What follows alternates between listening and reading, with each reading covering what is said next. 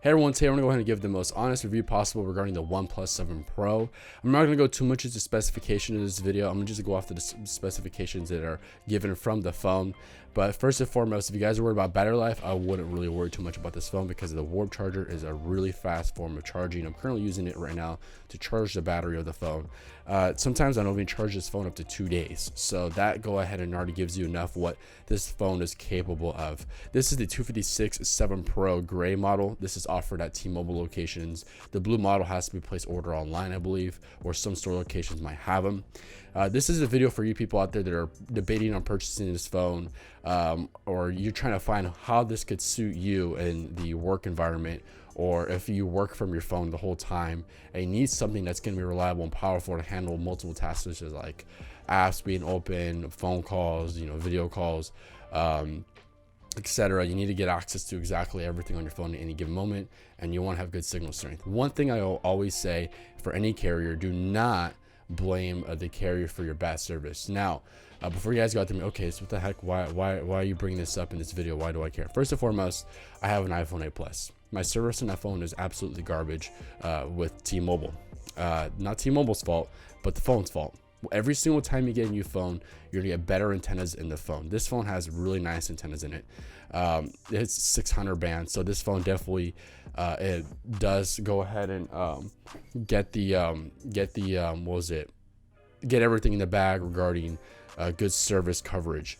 Always upgrade your phone as much as you possibly can to experience the best service possible. This phone right here has notably, hands down, have not given me any drop calls or service issues the whole duration as I use it. So the later the phone you get, the better service coverage you will have. Just giving you the heads up right now. So if you notice that little refresh line going across the phone, that's not from the phone, that's from the camera replicating it. I'm recording in 60p, so the refresh rate is 90, so you'll notice a refresh rate from the phone screen, so it's not the phone. So first we're gonna go into specifications of this said device right here, right, the 7 Pro. We're gonna go ahead and about it right now. So this is the Snapdragon 855. And so it has, a storage of 256 gigs, has RAM of 8 gigs of RAM, camera's 48, 16, and 8, and has a Fluid AMOLED 6.67 inch display.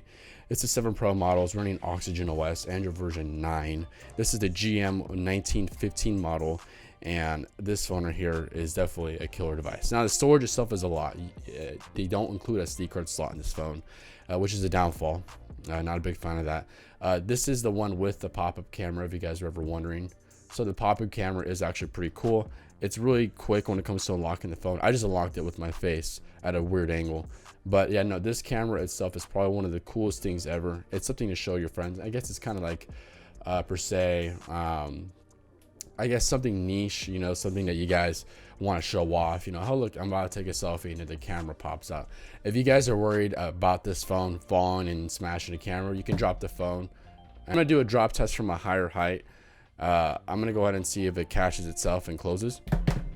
Oh yeah, look at that. There you go. So there's the camera. It will tell you free fall detected. Your front camera has been lowered. Would you want to use the camera again? So raise camera pops out. So let's say if you drop the phone one day, the camera will go back into its case. So I just noticed right now that the camera doesn't want to go on all the time. I guess when it was on the charger, but this is the phone on Warp charge right now. So it's almost full right now. Actually, the battery is like almost completely charged. It's at 99%. So it went up 2% throughout the filming of this video. So this thing is charging really fast. So we're gonna go ahead and talk about some of the downfalls of this phone and what I do and don't like, right? So first thing I'm talking about is the curved display. It's kind of a curse regarding glass screen protectors. Why do I say about that is because this screen protector is the only one I could find at a store location. Online I saw reviews for glass screen protectors and people were complaining about them already. And so this one already fell off on me. I don't know why, it just did. So it's kind of disappointing in its own way. And then on the back as well, I'm going to go ahead and talk about the cameras. You probably are going to know about what I'm already talking about, but people are waiting for the Gcam port over to the phone to improve the cameras of the OnePlus 7 Pro. I have a friend by the name Thomas. He is currently, I don't know if he already ported over or he's checking in when it's going to get ported over, but the camera software on the phone is completely making the phone underutilize itself for the camera quality. If you go ahead and use, this camera per se, normally there's some like lacking features of the phone and I don't really like that. The camera could be a lot better. For what you're paying for, you should be expecting a good camera, but you know, it is what it is.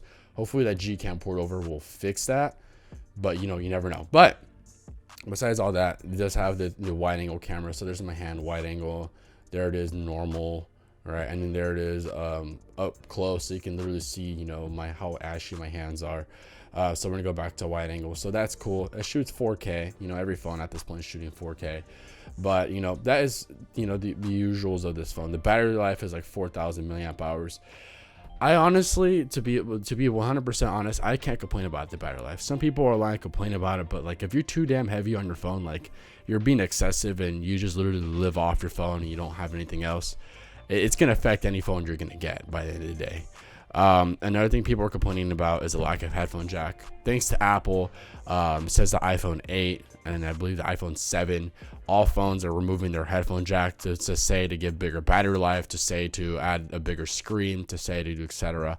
But Samsung has been doing that already, still keeping the headphone jack in their phones. Even Google Pixel still keeping the headphone jacks in their phones. This is a really high-end, high-quality phone for the price you're getting it for. If you grab a Google Pixel, it feels like a cheap phone, with all due respect to Google Pixel. If I were to get a Google Pixel, which I probably will, one thing I don't like is how cheap it feels. This feels like a solid piece of phone. Like I can hold this thing confidently and I don't really have to worry too much about me dropping it. Some people don't even have a case or screen protector for it, and rock it just fine. So for you guys out there that are looking for a phone that's going to be solid and reliable, I'm going to probably say the OnePlus 7 Pro. Have I had any problems with it? No. The fingerprint scanner is still sketchy. Even since the 6T, this fingerprint scanner to me has not really worked. Could be the screen protectors from both of the phones, I don't know, but the camera, the facial recognition does the job for me already. This one's fast, quick, works with my Google Home really nicely. I'm able to control my TV with this phone. I'm able to control my speakers with this phone. I'm able to control the lights with this phone. This phone just fits in so well into the ecosystem in my house, how everything is smart device connected. So if I were to go ahead and get an Android phone and I wanted something cheap and I didn't want to spend $1,000 like from Samsung or spending an absurd price from like LG, it's probably going to go ahead and be the OnePlus 7 Pros and to be my choice for a device to get, especially because the community behind this phone, they swear by it. People are still using the OnePlus 3, I believe, and other older devices as well. They still swear by it. And even OnePlus is still updating their older phones. So their phones are not even going obsolete. So someone who has a OnePlus phone can still enjoy some of the features that get rolled out into the 6T or the 7 Pro. So for you guys out there looking for a phone that's going to last a long time, I'm obviously going to say the OnePlus 7 Pro and the OnePlus 6T, which was in the last review you can go check out. But in the real world environment, if you're a heavy user, if you work in sales or your job depends off of your phone, you need something that's going to be reliable, it's going to be this phone. So for you guys out there switching to iPhone to Android, just get ready for the huge learning curve. But for you guys out there that are just coming from Samsung or from an LG and going to the OnePlus 7 Pro, you're not going to be missing too much. This is the only phone I've ever seen in stores that's most stripped down. The only thing it has on it is the T-Mobile unlock device and then the T-Mobile app login. That's it. There's not really even that much bloatware on the phone. But some people like to flash these phones and load their own custom ROMs onto them. Go right ahead, but you have to buy the device outright or buy it directly from manufacturer to do so, to go on and unlock it, to change the OS on it. So that's all, you guys. This is Greg from Legacy Media. This phone, honestly, to me, I like it. I dig it. It's a solid phone. And for you guys out there who are looking for something that's going to be fast, quick, and easy, this is probably it. The Warp Charge is more sufficient. And one last thing, does not have wireless charging. So if you have a wireless charger from your Samsung, from LG, forget about it. Go ahead and use your Warp Charge on this thing. It's more sufficient. The pop-up camera is like one of the coolest things ever. So that's all, you guys. This is Greg from Legacy Media. Thank you for watching this honest review once again, and I will see you on the next one.